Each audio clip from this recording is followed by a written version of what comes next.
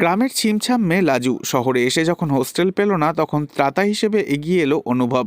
অনুভব আর তার স্ত্রী বনলতার সাজানো সংসারে লাজুর জায়গা হলো ঠাম্মির রুমে। সারাদিন কলেজ আর পড়াশোনা নিয়ে লাজু ব্যস্ত থাকলেও বনলতার চোখে ছিল সন্দেহের কালো মেঘ। তার মনে হতো এই শান্ত মেয়েটার আড়ালে নিশ্চয়ই কোনো ফন্দি আছে। বাড়ির ঠাম্মি লাজুকে নাতনির মতো স্নেহ করলেও বনলতা কিন্তু তা কখনোই মেনে নিতে পারত না। সেদিন বনলতা ভেবেছিল লাজু ফিরতে দেরি করবে, সেই সুযোগে সে নিজের পুরনো প্রেমিক ময়ূখের সাথে দেখা করতে বার হয়।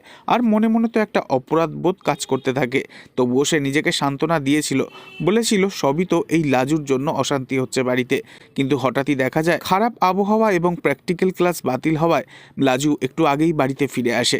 ময়ূখের সাথে দেখা করে বনলতা যখন হন্তদন্ত হয়ে বাড়িতে ফিরছিল, তখন বনলতার বুক ধকপকানি করছিল, যদি ধরা পড়ে যায়। এরপর বনলতা পা টিপে টিপে ড্রয়িং রুমের ভেতরে এসে দেখে অনুভবের ঘরের দরজা আধখোলা। ভেতরে তাকিয়েই তার রক্ত একেবারে হাড়হিম হয়ে গেল। বনলতা দেখলো লাজু অনুভবকে শক্ত করে জড়িয়ে ধরে রয়েছে, আর অনুভবের পিঠে লাজুর মাথা।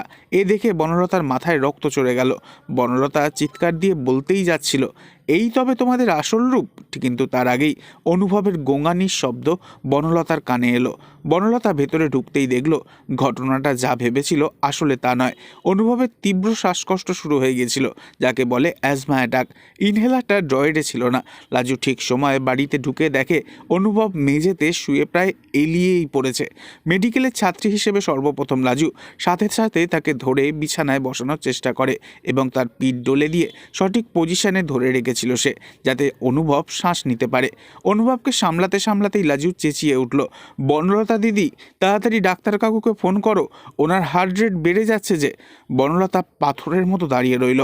বনলতা যখন নিজের পরকীয়া প্রেমিকের সাথে সময় কাটাতে ব্যস্ত, তখন এই মেয়েটাই তার স্বামীর জীবন বাঁচাতে নিজের সর্বস্ব দিয়ে লড়াই করছে। নিজের সন্দেহের জন্য তার মাথাটা নিচু হয়ে গেল। তো বন্ধুরা, আপনারা সকলেই চান তো বনলতা আর ময়ূখের বিয়ে হোক, আর লাজু আর অনুভব আগামী দিনে অবশ্যই যেন এক হয়? কমেন্টে জানাবেন। আর নেক্সট আপডেটের জন্য সাবস্ক্রাইব করতে ভুলবেন না যেন। ধন্যবাদ।